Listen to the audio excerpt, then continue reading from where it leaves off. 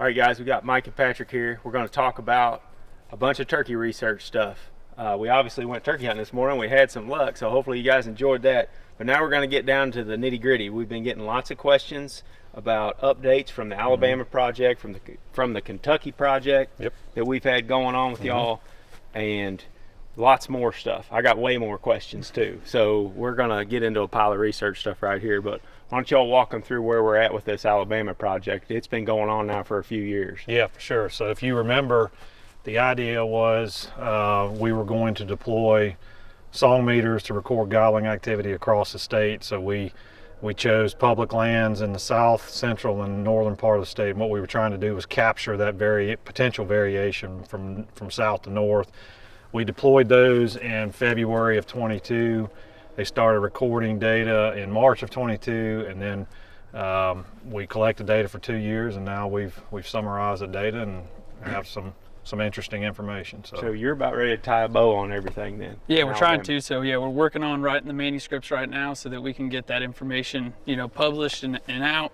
But yeah, typical trends that we saw in Alabama on the public land gobbling data was very similar to what we saw in Georgia. So a drastic decrease in gobbling activity once season starts. So if you look at the two graphs, essentially you have a peak when private lands opens up. You have a peak in gobbling activity. The following week, public land opens up and it just drastically decreases. And by about 2 weeks into the season, you've seen greater than a 50% reduction in the amount of activity. Very similar to what we saw in Georgia on all the WMAs there, which really boils down to three factors, right? Birds getting shot is definitely one of them. So you have less turkeys are going to gobble. Also, birds just choosing not to gobble, right? There is a behavioral change. Like for example, on our study sites in Georgia, harvest is about 30%. So 70% of your toms are still out there. They're just choosing to gobble less. And then there's also the idea that they could be just separating from the cores of the WMAs, or getting out to where there's less pressure. So yeah, there's like really three facets to that kind of can drive that. And so teasing that out isn't super intuitive or easy. But yes, very similar trends to what we see on almost all of our public land sites that are open that kind of length of the season. I mean, it makes sense. I mean, you have heavily pressured public lands, and turkeys, as we've shown through a number of our research projects, I mean, they respond to pressure by altering their behavior and in some cases dying. Oh yeah. So we talked about that last night, and just anecdotally what we see is like first couple days of season, we may have one do right, as you would say, come in gobbling, breathing fire, ready to go, right down the gun, just like you would hope, 300 yards from a parking lot. But after that, it changes. Yeah. If we're killing turkeys after that point on heavily hunted areas, we have to get creative. Like that one that we were talking about with you last night, Nick, the one you killed in Florida, where he was just living in a little hole back there in the middle of a thicket, and other hunters around him could hear him, but it was so difficult to get in there where he was at that nobody would hunt him. And finally, he found a way to get in there, had to cross a creek that was pretty deep and muddy and nasty, and through a bunch of thickets to get to that bird. But that was just a prime example of what you're talking about. Yeah. It's like they encountered that pressure and they changed their behavior to adapt to it. Yeah. And that's how he was surviving in there. Yeah, we have a student now that is in our lab that is studying behavioral syndromes, personalities basically of toms. And it's really interesting. You use all the GPS data to kind of categorize your birds as risky or less risky, and shy type behaviors.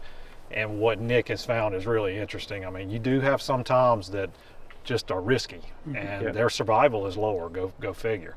But you also have a lot of toms that are super shy, and when the pressure starts, they move away from hunter access points, roads, areas where there's a lot of human disturbance, and they go find areas within their home ranges that are safer. Now, whether those birds gobble less or not once they do that, we don't know, but we're studying that now, and hope to have some answers to that soon. It seems logical to me that they would, but that's why we're doing the work. Yeah, they all kind of have different personalities, as you guys have told me in the past. Like one turkey may find something that works for him, and that may mean not gobbling. Yeah. And the other turkey may have more risky behavior where he's gobbling and moving a lot, but maybe that keeps him alive because he's on the move constantly. Yeah, It's very interesting to think about, all the different turkeys we've encountered on public lands. You run into the varying situations all the time. People want to know like how to kill turkeys on public land, and we always say, well, what's the situation? Like it's very, very situational. It comes down even to the bird. But I want to back up a second because you just mentioned that gobbling curve falling off, and you just posted about that last week. And I'll ask you all more about Alabama in a minute, but I'm curious about the heavily hunted sites because you guys have data on non-hunted sites and also moderately hunted sites. I want to know what those graphs look like. Like what's the difference between the heavily hunted and the non-hunted and everything in between? Yeah. So the non-hunted site, I mean, we think that's how turkey should behave, right? In the absence of hunting, what does gobbling data look like? And it looks like a perfect bell curve, right? And if you look at the peak in gobbling on our non-hunted site, it's right around the onset of laying and incubation activity, which you would expect. Hens start leaving toms, they become super competitive with one another, and they start gobbling a lot. In Alabama, when is that? That would be first to second week of April on into the middle of April. Okay. Which coincidentally, if you look at the avid hunter survey that state agency here in Alabama conducts, that's basically the peak in gobbling activity based on hunter observations as well, is that first week of April. So, but yeah, on our non-hunted site, that gobbling, if you look at the figure I posted, you look at the peak, there's just as much gobbling activity after the peak as there was before the peak. Literally a perfect bell curve from back in high school math. And that's what you would expect when there's no disturbance, no hunting activity, no toms are being removed. But you go to a heavily hunted site, and it's and a lot of times, to Mike's point, is it won't even get to that peak on our heavily hunted sites. Okay. Like it's going to depending on when the season opens up. So if you open up the third week of March, and that's supposed to be peaking in 2 weeks, what you'll see is that it never truly gets there. And so that's the importance of having that unhunted data or some data that's not slam full of pressure, high removal, because you would miss when that peak is naturally supposed to occur when us as humans are on the landscape. So you got apples to oranges there, two comparisons, heavily hunted, non-hunted, but what's the moderately hunted? What are the conditions that the moderately hunted looks like, and what does that curve look like? Yeah, so the one that Mike posted about the other day was from Crackerneck WMA in South Carolina, and so that's a WMA that's only open on Fridays and Saturdays. Okay. So it's 2 days a week versus 6 on the web or on our study sites in Georgia. That would be open seven days a week. In terms of actual like removal and like the number of people in there, we don't really have that much of a data to really hammer down into like where's this perfect trade-off, so to speak. But it does seem, if you have it open for 2 days compared to 7 where you get that vast drop off, what you see on Crackerneck is that essentially it drops off a little bit when the hunting season opens, but that reduction's maybe like 20% instead of 50%, and then it actually kind of goes back up or levels off before it drops down in the middle of May.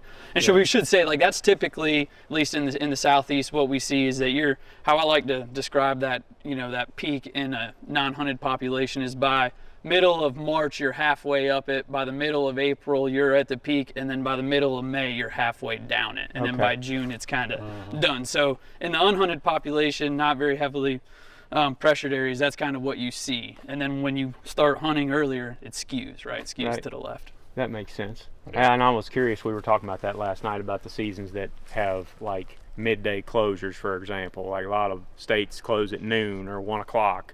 What impact does that have? Because you don't have any pressure in the afternoons. And some of those seasons, like Missouri's, starts a little bit later in the year. And my anecdotal experience was that, we have pretty good gobbling activity throughout our season up there, day to day. Way different than hunting early down south.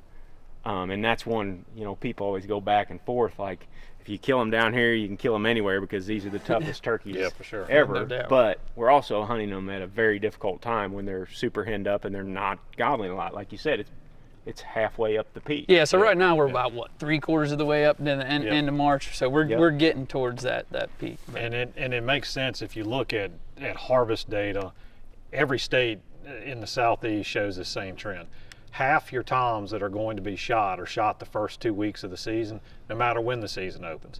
So when you look at the gobbling data, and you see, okay, the season opens on these heavily pressured public lands. What's happening? Well, a lot of vocal birds are being harvested that first 2 weeks. Yeah. And so if you think about it, if half the birds that are going to be harvested are harvested when the season opens, that first 14 days of the season, no matter when it opens, then the gobbling data makes sense. I mean, Yeah. it has to decline on these heavily pressured sites, particularly given the behavioral responses that we know some of these birds are taking, which is move away from pressure, go somewhere safe. Now, you said you had, in Alabama, you have a area in the south, the central, and the north. Is there a difference in the gobbling based on the geography of those? Yeah, we saw very, very limited difference. We're talking 5 days. So statistically speaking, there was no differences in peaks of gobbling from the south to the north. When you plotted it all, you really couldn't see like, oh, the south, they're starting to gobble, 2 to 3 weeks earlier than the birds in the north. Yeah, if anything, it was 5 days, give or take, some year-to-year variation, but not. So if no there's, big if there's trends. any variation at all, it's in a matter of just a few days. Yes. Yeah, it's definitely not any large scale, which you would assume if gobbling's based off photo period, testosterone rising, and then breeding, which we've shown with our other populations, that gobbling activity, like Mike said, peaks in the middle of laying or right as laying starts. You could glean without having GPS data that the reproduction of a bird in South Alabama would be very similar to that in north in terms of a timing as well. And I know that, to some people, I understand that seems counterintuitive. It's like, no, it has to differ from south to north. But if you think about turkeys and how they function, latitude, the difference between South Alabama or South Georgia and North Georgia or North Alabama or North Mississippi is really not that far latitudinally. Now, between South Alabama and Central Kentucky, yes, of course you'd start to see a little bit of latitudinal differences, if that makes sense. So in the turkey world, to see dramatic changes in reproductive behaviors and the onset of gobbling and these things, you have to move quite a distance. A few counties or half a state is not really that big of a deal in the turkey world. Okay. Here to Missouri, different sure. story, right? Yeah. I like that. Yeah, for sure. We're obviously in Alabama hunting right now, and Alabama's one of the states that has moved their season back a little bit. And I want to know more information about that, because there's lots of states that are doing that. There's some that aren't. But what's going on there? Yeah, the bottom line is state wildlife agencies are trying to seek ways of stopping the bleeding with these population declines, which has been widely documented in a number of states, not just in the South, but across the Midwest as well. So, you'll often see on social media, it's habitat or it's predators or it's whatever. I don't think any logical person would argue that habitat and predation are not primary drivers of turkey populations. But the reality that agencies are working under is they can't control habitat or predation at a statewide level. And that's the level that agencies manage turkeys. So what they're doing is making changes to hunting regulations in hopes that, one, they will slow these population declines. Two, they're hoping that in some cases they can carry more birds over from one year to the next. The reason they're doing that is because in many states we're seeing incredibly low productivity, so we're not producing as many young turkeys as we have historically. And so they're simply seeking ways to slow these declines and hopefully see positive population responses. Is it something that these states are just doing as like a knee-jerk reaction to the population declines? Yeah. Because I've heard you talking about population declines for many years. Even before sort of the turkey bubble burst and everybody started reacting to it. I know you were pounding the table a while ago, and it took like some significant declines before we all started to kind of wake up and realize like, oh crap, we got a problem. Yeah, there's a couple things to look at. One, state agencies were provided recommendations on how to set spring hunting seasons decades ago, based on all of the collective research that was available at the time. So in 1999, there was a document written by a guy named Bill Healy who spent his entire career studying wild turkeys. At the time, he took all of the data that was available on wild turkeys and he developed recommendations for how do you set fall and spring hunting seasons. And in that document, he clearly states that the most conservative spring season is to time the removal of males when you start seeing peaks in incubation. In other words, when a lot of your hens are on the nest, at that point, you can remove some segment of the toms and not expect to have any effect. But if you open the season well before those peaks, there's potential that you could disrupt breeding or have negative reproductive consequences. Those recommendations were provided in the 1990s based on research that spanned decades before then. Well, then you fast forward to 2018, and there was another document produced that was written by the state agency biologist in the Southeast. It was actually adopted by the Southeast Wild Turkey Technical Committee as a set of guidelines to set spring seasons. And in that document, those authors reiterated the importance of timing your season openers where you're at least to the laying period. A more conservative time would be incubation period. And in the Deep South, the laying period, is early April. That's kind of when you start seeing a lot of laying activity. So the reason that document was produced in 2018 was because a lot of these agencies had been discussing regulations changes for years. And I see the same narrative on social media that you do. Well, this is just a knee jerk. This is just a knee jerk. This is a response that's based on theories or hypotheses. No, it's not. It's based on recommendations that have been made literally for decades.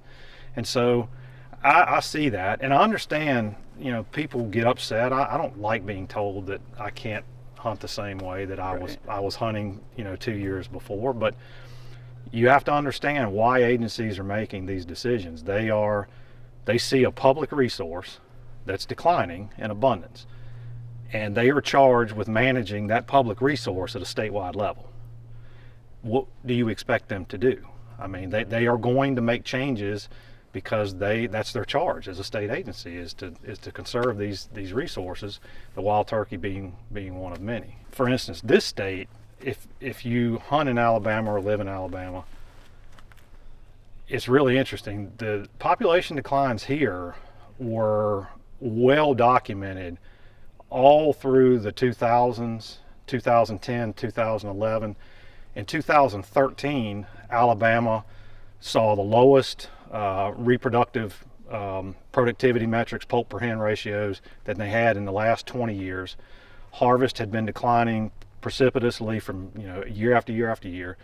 And in 2013, Chuck Sykes, the director of Wildlife and Freshwater Fisheries here, was charged by the Conservation Advisory Board that is involved with the agency here. He was charged with identifying what's going on, like to try to figure out what's going on with these declines. And what that did is it prompted the agency here to start a large research project, which was funded through Auburn University. So that 5-year study, 2015, 2020, they had replicated study sites all over the state. The point of that research project was to provide the agency with data to try to understand what's going on, right? Well, then fast forward to 2021, and Director Sykes provided recommendations to the advisory board to make changes to the season framework based on the data that were collected during that Auburn study. He provided a set of recommendations, and although the advisory board chose not to accept the agency's recommendations, they did vote to make changes to the season, which resulted in the reduction in bag limit of one bird from 5 to 4 and a delay in the season for a few days. So this narrative that that's a knee-jerk reaction is absurd. I mean, you have a process that started here in Alabama in 2013 that came to fruition with a regulations change in 2022. That's 9 years. Yeah, and that's Hardly hard for an average person like me that's just coming out hunting to fully grasp and understand until you actually hear that. But that's interesting. Yeah, and Patrick was involved. Patrick did his thesis work at LSU working on the Webb Center in South Carolina. And that study that South Carolina DNR funded was also a direct result of ongoing population declines in South Carolina and the agency's desire to go collect data that would inform them as to what do we do about it. Sure. Which subsequently resulted in them making suggestions for regulations changes, which you have come to fruition now. Yeah. Are they seeing any benefit from those, or have we not tested this long enough yet? I know that's kind of $1 million question. But Sure. Yeah. I mean, if you look, there are states that have made regulations changes at a statewide level and have seen population responses. You had Louisiana that altered their season between 2017 2018 season, I believe, if memory serves me. There was kind of a lag, which you would expect, because you have to think about it. You're changing one thing, right? You're changing the timing of harvest or the number of birds that are harvested. You shouldn't expect to see, in 1 year, the switch flipped in the opposite direction and now we got turkeys everywhere. That's not the way it works. So what Louisiana saw was a lag. It was about 2 years that things just kind of stayed the same, and then in the years since, they've documented, and it's clear looking at the data, statewide increases in harvest and statewide increases in poult per hen ratios. Arkansas, same thing. They made a change statewide, trying to line their season opener and their bag limits up with the biology of the bird, as recommended by Bill Healy in the 1990s and others in 2018. And what they've seen since is the same. Each year since, you're starting to see upticks in reproduction and upticks in harvest. And obviously that, we hope that translates across all states that are making changes, but it's not a process that's going to happen in 1 year. It's going to take time. And so to me, again, I don't have to like it. We don't have to like it. But I would hope as a turkey hunter that we would at least be willing to give social license, what I call it, give these agencies enough rope to make changes as they're charged with doing as a state agency, and let's see how it shakes out. Yeah. Arkansas got so rough, I think, and everybody there was ready to try just about anything. It was bad, but it has definitely improved recently. And they have a turkey stamp there that goes to habitat and research. It's pretty sweet. It's a voluntary turkey stamp. We bought a bunch of them a few years ago. Nick, THP kicked in a few grand, help Arkansas out. So anyway, I like the turkey stamp idea, if you couldn't tell. All right, the next project is the Kentucky project, and I got a bunch of questions from folks in Kentucky asking at convention this year about where we're at with that one. Yep. And there's a lot of really robust data coming from that. I've seen some of it already. It looks really cool. Yeah, so the study in Kentucky started because of perceived population declines in parts of the state. And so that study, as you know, is currently focused on understanding the timing of reproduction, nest success, brood survival, hen survival, male survival, gobbling activity. It's the same scope of project that we do on all of our other study sites. That particular project is being directed by Brad Cohen at Tennessee Tech University. I'm a co-PI on it. And if you remember Sarah Watkins, who was one of my graduate students, she was in the first episode that you aired with us. She transitioned from one of my master's students to a PhD student at Tennessee Tech. So she's the one that's doing the field study. And we're now in our third and final field season, and we've gotten a ton of data. I think Sarah's tracking 125 birds right now. Holy cow. We've collected right at 1 million GPS locations. It's a pretty good study. Let me interject here to let you all know, because I was lucky enough to see this happen firsthand, to catch a few of these things. Catching and putting GPS tags on 125 turkeys is not a small feat. Oh, sir. That's an incredible amount of work, and by some very, very dedicated individuals. And a lot of that gets unnoticed whenever you just look at numbers on a page, but I've seen them out there working. A lot of these people love turkeys. Some of them even love to hunt turkeys and forfeit most of their turkey hunting so that they can do this work. There's no question. It's a form of turkey hunting too. It's a game. I mean, as a trapper, you have to think about it like that. Yeah. I mean, you're constantly thinking, okay, how far am I from the roost? Where are they going to go? Right? I think if you're a good trapper. I mean, that it translates without a doubt. Yes. Yeah, but that's a lot of turkeys. It is. That's a lot of info. What kind of info are you getting? Yeah, so we, for instance, we're seeing from a adult survival standpoint, pretty comparable to the rest of the Southeast populations, about 70-75% hen survival each year, which is very common. About 28, 29, 30% harvest rates on adult males, very similar to what Patrick has found with the studies across the South. Interestingly enough, the reproductive metrics have been super variable from one year to the next. The first year of the study, which you need to interpret with caution, because this is why you do multi-year studies. Mm-hmm. You know, the first year of the study, we had what's considered fairly poor nest initiation rates, meaning the percent of hens that try to lay a clutch. It was like 66, 67%, which is pretty low. Fast forward to 24, the second field season, it was above 80%. So oh, wow. A lot of variation. Nest success, or the percentage of nests that would hatch one or more egg, was in the, believe, if I'm remembering correctly, mid-20s the first year, which is not too bad, but it's pretty comparable to what we see. It was above 40% the second field season, which is great. Yeah. Brood survival has been, 40-ish% one year to above 50%. So when you kind of factor that together, that population, this is in Southwest Kentucky, that population is a little more productive than some of the other southeastern populations that we've been studying, which is good. I'll be curious to see kind of what we see this final field season. An important thing to note here too, correct me if I'm wrong, all these studies are being done in a similar fashion. Yeah. So like you're tracking reproduction, nesting the same way, or have been for a few years now, right?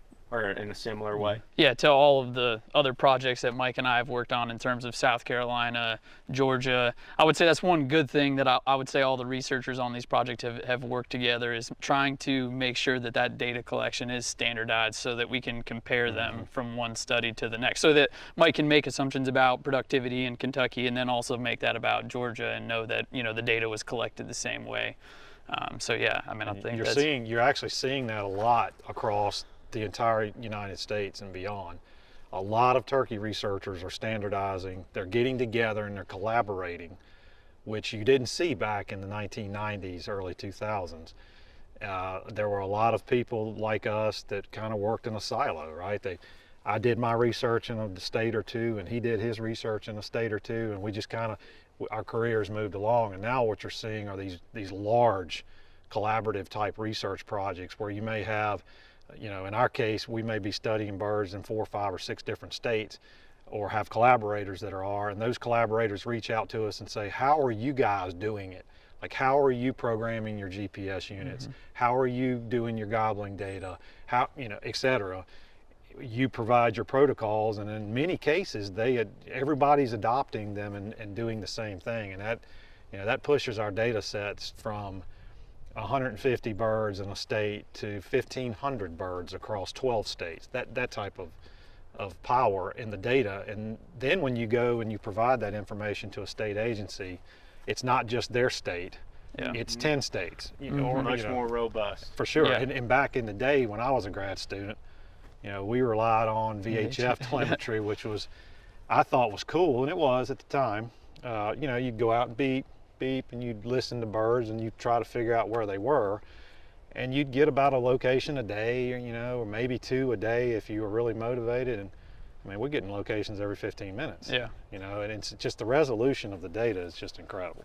And that becomes important when you talk about, state agencies maybe shifting seasons to be more in line with that reproductive timeline, having the GPS data and knowing exactly when they go to lay or exactly when they go to nest is just a little bit more precise than the old VHF stuff. And that was part of the reason why a lot, South Carolina and Georgia, started a lot of these studies was, hey, if we're going to have to move the season back, we want to do it with data in hand so that our constituents know we're getting close to they that gotta find date. the answers first. Same with Louisiana, Sure. same with Kentucky. I mean, many states, there's research ongoing now in Nebraska, Kansas, the Dakotas, and all that research that's GPS driven. That is one of the objectives. Let's make sure that we understand the reproductive timing in this bird. And what we're finding, interestingly enough, is we're not. In many cases, the nesting season, when you look at the GPS data, which is much better resolution data, it tells you a slightly different picture. Your peaks in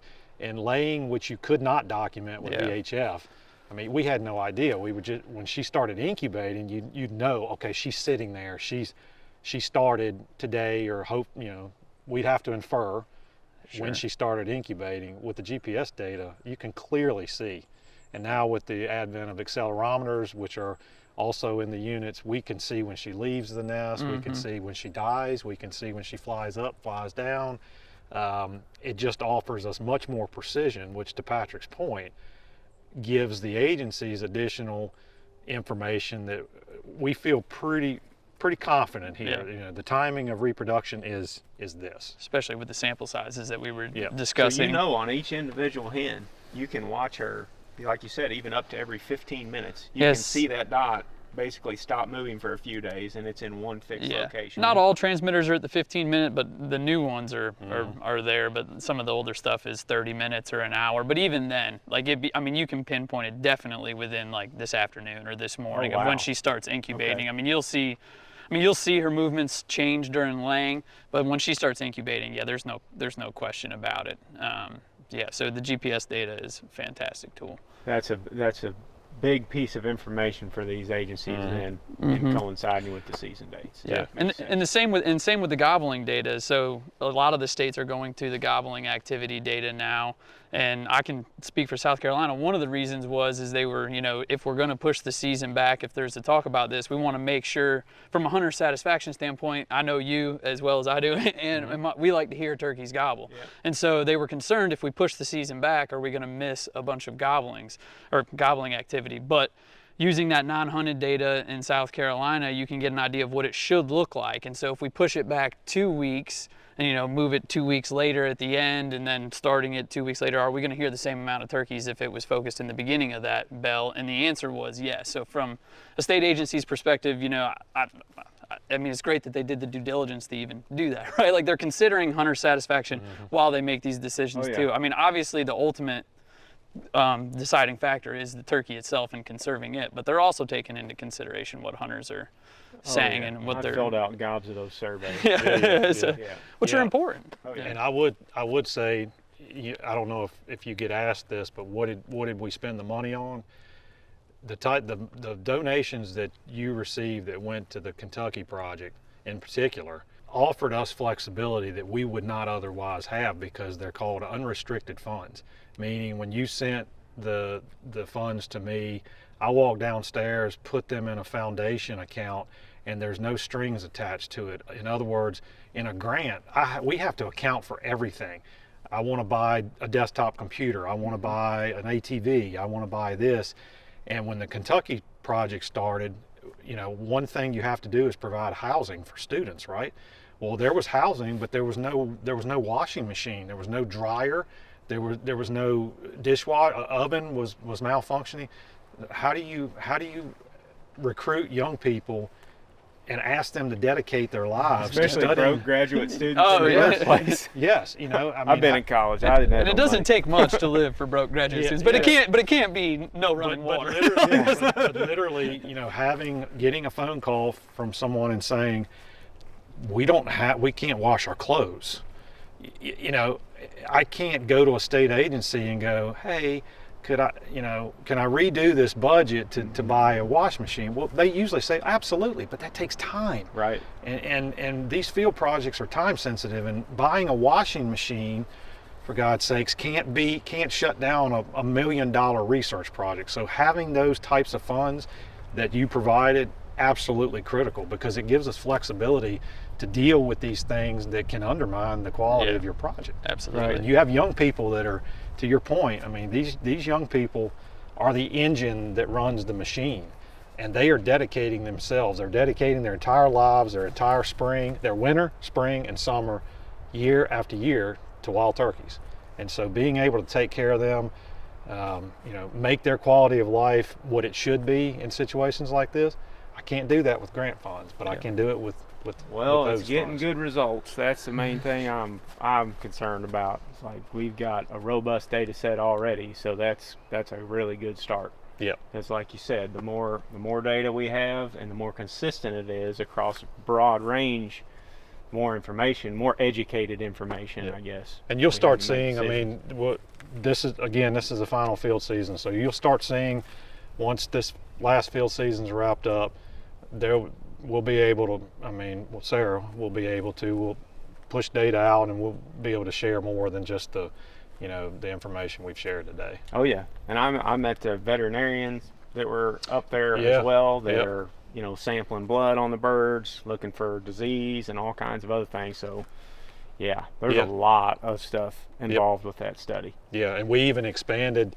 Originally, we were not going to do a lot of genetics work from that population.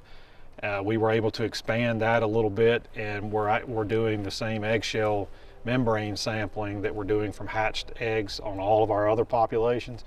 We're doing the same there, which was great because, once again, that allows us to standardize this information across every study site, and the inferences you can make are improved. The more data you have, the better.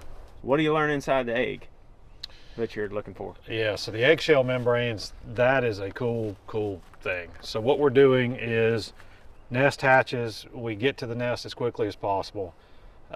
We take each egg, put each egg in its own bag, because if you put them all together, we figured out they contaminate one another. Put each hatched egg in a bag, freeze it, thaw it out, and when you remove the membrane on the inside of the egg, you can see vascular, you can see blood, right? You can see where there's DNA. Okay. And so what we'll do is we will take a little piece of that eggshell membrane, go through this process, send it off to a genetics lab, and they will genotype it. And what that means is they can tell us the sex of the poult. They can tell us who the mom is, which in most cases we know because it's a GPS marked hen, but in some cases it's not. Turkeys will parasitize each other's nest. Another hen will come along and lay an egg in her We nest. see that very commonly. I wouldn't say very commonly, but it's not uncommon. Okay. We'll see who the dad is, and so in some cases we can link the paternity back to a bird we caught, to a male that we caught, but in a lot of cases we don't. Right? It's some male in a population that we never caught, and so what we're looking at is everything from instances of nest parasitism, instances of multi-paternity, which we're seeing is about 40% of all clutches have more than one tom represented in it, which is interesting. That was shown 20 years ago in a population of Rios out west, but we didn't really know if that was, it was a single data point, right? Right. Science doesn't work on single data points, so but it's interesting that we've seen the same trend in our southeastern population. So now we're going down, we're looking way down rabbit holes. We're now looking at genetic diversity within our populations. In other words, we can link the poult back to a line of turkeys, a lineage of turkeys in the population, to see how many lines of hens, right? How many hen lineages are in our populations. That will tell you how diverse the genetics are in the population, which is important, particularly in populations we're interested in, particularly in populations that have declined precipitously, to understand, could genetics be involved in some way? That's what I was going to Certainly ask, not like, the answer, but could it be part of the equation? So if turkeys aren't able to sort of move throughout their landscape to meet up with other flocks, that are unrelated, is that a problem if they Yes. become isolated? And we they're are essentially seeing that. inbreeding. Yeah, we are seeing that in some of it was a southeastern Louisiana population. Correct. Yep. We saw clear instances of turkeys being in clusters, right? And cluster A did not interact with cluster B. And in that particular population, it was mostly, if you kind of look at the landscape, a turkey would be very difficult for a bird to go from this patch of habitat to that patch, because there's a lot of non-habitat Right. between them. So yeah, the genetics thing is super interesting to me. As we've talked about during the hunt and last night, we actually, by the time this airs, will have launched Wild Turkey DNA, which is a large collaborative research project that involves the Wild Turkey Lab, Ducks Unlimited, the National Wild Turkey Federation, University of Texas El Paso, and the Low Country Game Bird Foundation. And that partnership came about, if you're familiar with Duck DNA, that's a successful program that DU launched. This is kind of a follow-up to that, where we're going to ask turkey hunters to contribute samples to help us better understand various genetic aspects of turkey populations. So this first year, we're focusing on birds that have odd plumage, right? These birds that you see on social media, they're white, black, red, various colors. We don't know anything about these birds. We don't know the origin of these birds. No one has ever really studied color phases in wild turkeys. It's something that's interested me since I was a grad student and read Lovett Williams's After the Hunt book in 1996. So next year we'll expand to a much broader effort across the country, but it's pretty cool. I'm excited about it because at the core it relies on turkey hunters like us contributing to the science. If the hunter's not willing to participate, we can't collect the data that we need. Yeah, so you told me you just take a little. Well, you did it a while ago. You just took a little piece of the gobbler's tongue. Yeah. Like cut the end of his tongue off and put it in a little vial, and he can tell. Yeah. Yeah. That gives you all the DNA that you need. It's all we need. It's about DNA. a 1/4 inch, 3/8 of an inch of the tip of the tongue. There's enough muscle tissue in there. I've learned a lot about turkey tongues in the last few weeks. This project literally came about from Super Bowl Sunday until today. Actually, is the launch. It's been 6 weeks. It's super cool, and you know, yeah, to your point, you really need a little chunk of the tongue. The reason we selected the tongue was twofold. One, the Duck DNA program had already determined that's all the tissue you need. And two, obviously that doesn't compromise, you know, someone wanting to mount a bird, you know, because you're not going to use the tongue anyway. So it's super, super cool. I'm excited about it. And I think the fact that you have two large conservation organizations, NWTF and DU, collaborating on this with two scientific groups, you know, UTEP and my lab, and then you have this private foundation whose mission is to conserve game birds. You have all these people come together in 6 weeks to make something that collaborative and that large scale happen. To me, just is super cool. Yeah. That's sweet. And I'm sure people are going to ask you, Mike, I know with the Duck DNA, they like send out kits for people so that they can, you know, collect their own samples and send them in. How's this first year going to unfold? Like, are you guys soliciting samples for people? Is it only the rare color phase birds that you're interested in? I kind of guess just for the listeners, what's where you're at in terms of the stage of this thing? So for this first year, what we're focusing on are the odd plumage birds. So if you harvest a bird that doesn't look like the typical wild turkey, it has some type of odd plumage, black primaries, or is a smoke phase, smoky colored, or melanistic, or just doesn't look like a normal wild turkey. Go to wildturkeydna.com and you can request a kit. And what you're going to do is you're going to interact by email with a Ducks Unlimited staff member. That staff member is going to ask you to submit a photo of the bird. I will look at the photo of the bird, and if it's something we're interested in, then you're going to have a kit sent to you. And Katie, the Ducks Unlimited staff member, she's going to simply tell you to cut the tongue out, cut that, you know, chunk off the end of the tongue like I did this morning, stick it in the freezer. We're going to ship you a kit. You open the kit up, you sanitize your, you know, hopefully you sanitize your knife, but if you didn't, we're hoping that you did. But bottom line is, you're going to take that piece of tongue and drop it in that vial, stick it in the freezer, and then whenever you want, hopefully the next day, but whenever you want, you stick it back in the postage paid box that it shows up in. You drop it in U.S. mail, and it goes to UTEP, and Phil Lavretsky and his folks will start the analysis of it. Very cool. So just putting it in the freezer until the kit gets to you then? Yep, to keep take the tongue out, and that's what Katie will instruct the hunter is, yes, we're interested in that bird, please save the tongue. And so this is literally me getting emails at all times, which is great, and me saying, yes, we want that. And we kind of rushed this, right? We were so excited about it. So the kits are actually There's going to be a little bit of delay of a week or so for the kits getting to you because they're literally being produced now. No big deal. Just take the tongue, stick it in the freezer. It's not going to hurt it at all, and when it shows up, drop a piece in the vial.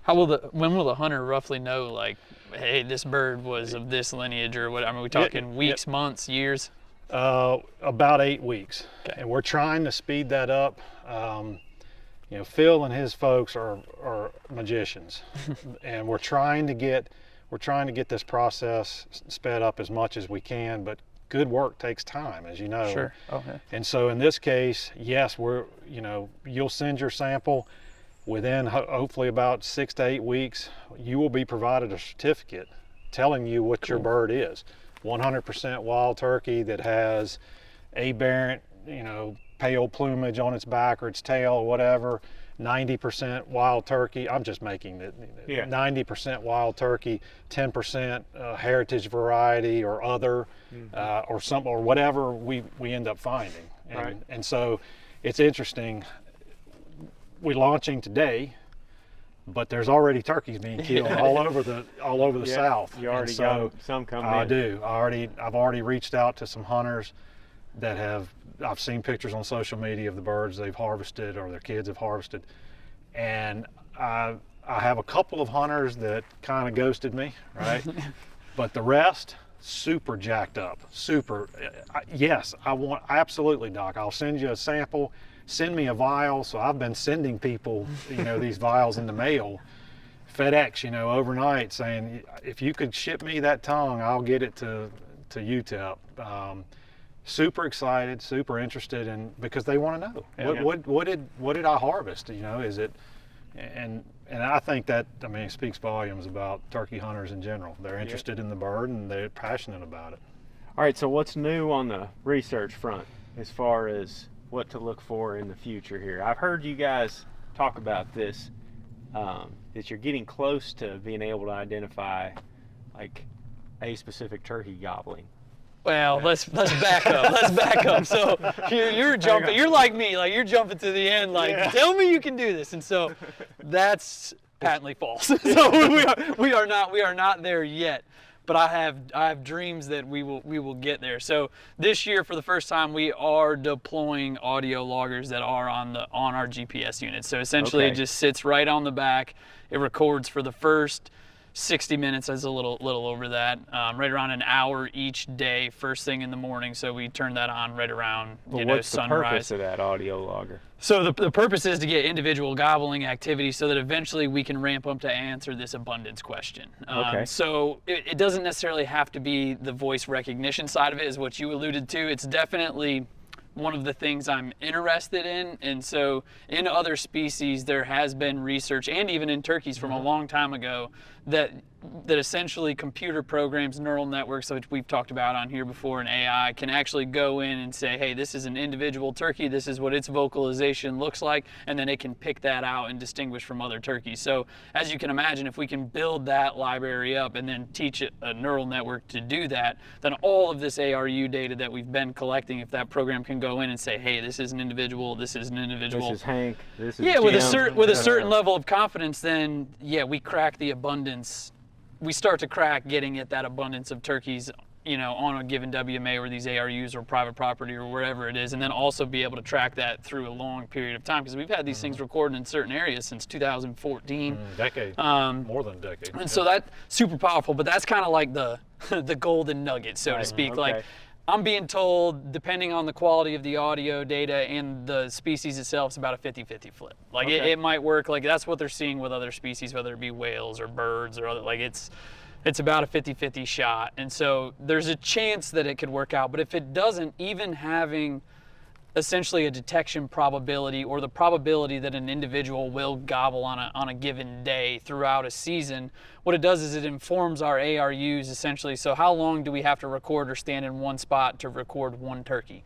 Does he gobble every day? Is it every 3 days? Is it every 5 days? How much does that vary by individual? So you can use that individual gobbling data also to inform things like detection probabilities. And so when we go to model abundance, it's more of a powerful, more robust data set. So at a minimum, we're hoping to do that, but we also just got to get the tech to work. So we're running into some, as expected on That's first what year, happens, though, sending with it you out. guys. That's what happens with everything that y'all. Yeah, It's, and the it's GPS like as stuff every was advancement happens yeah. is like It's science. this Yeah. takes Yeah. years for you guys to get lined out and figured out. And the then GPS units- once you do, now you have Yeah. these GPS units, the ARUs, and Which stuff. it took time. The GPS units took to time. do Like when that, we yeah. first sent those out, I remember back in 2015 on my first project, we were switching units, and half of them didn't work like they should. And you know, you're constantly trying to figure it out. And so there's going to be some of that with this. Like some of the units we've sent out already aren't turning on when they should, aren't delaying, because the big thing with these audio loggers is data storage and battery power. So they have to be small, Super small. but we to fit also on. want to, store it for as much of the data as we can, but the battery is also limiting. So like we catch a turkey in January, we can't turn the unit on until March, right? Right. Because otherwise it would be dead by the time gobbling starts to ramp up. So getting that delay right now is, the engineer kind of thought it would work, but he wasn't positive, and looks like it might work on some units and not others. But as long as we can we can do this, we can record a gobble on the back of a bird, and we can start to hammer down into more of the software and the firmware on these things, I think we can, the sky is the limit. But it's gonna take time. Yeah. Oh, sure. I'm, That's really I'm more of interesting. I'm more of an optimist than Patrick. I think most people would say the complete opposite. Well, I'm an optimist because I've seen your all's. I mean, like you said, nothing's guaranteed. Yeah. But I've seen your all's track record up to this point. It's like, I mean, I talked to Brett Collier about the GPS, Mm-hmm. you know, and how long that took, and the conversations that had been had years and years ago before I was even thinking about this stuff, and then all the projects that go into it before it's actually on the ground collecting hard data.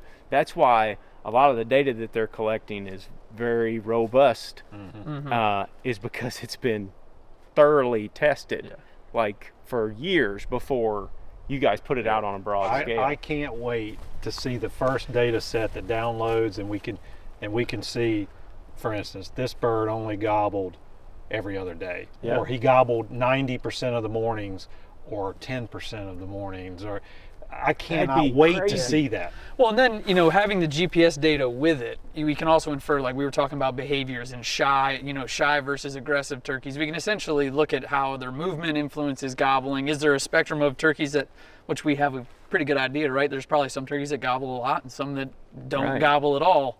That'd be crazy to see Hank over there if he gobbles on average, 5 times a day.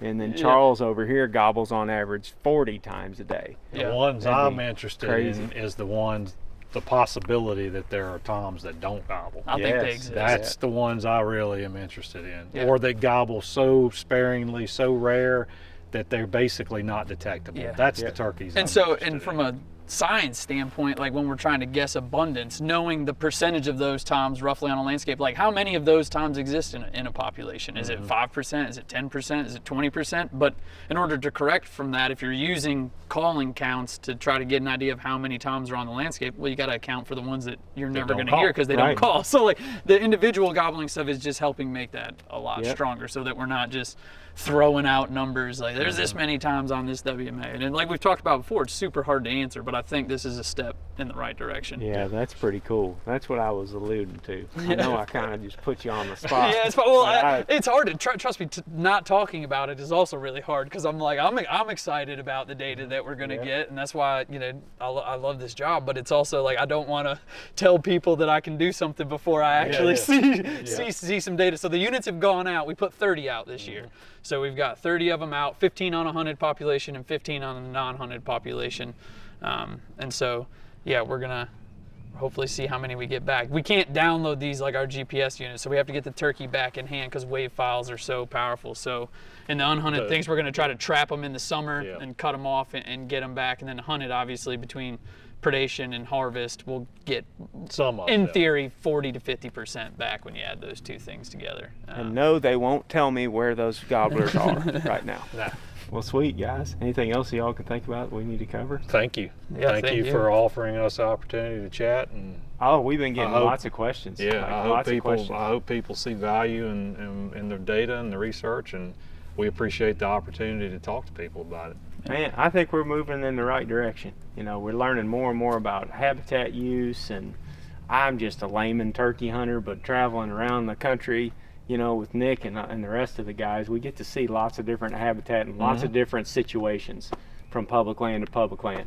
Hunting states that open early, hunting states where you can hunt all day, hunting WMAs that are draw only, you know, hunting populations that are pretty robust, where there's lots of birds, hunting populations where there's not very many birds. So it's all very, very interesting to me. And I love the info and love learning about them. Yeah, we appreciate that. Yeah, for thank you sure. so much. Yeah, thanks for watching, guys. Appreciate y'all listening if you're on the podcast. And yeah, go check out Wild Turkey DNA on Instagram. Absolutely. Learn something. If you have questions, wildturkeylab.com, or feel free to reach out to Mike and I. We're constantly fielding emails and questions, so For sure. don't be bashful. Happy to talk with people too. Sweet. Appreciate it. See y'all.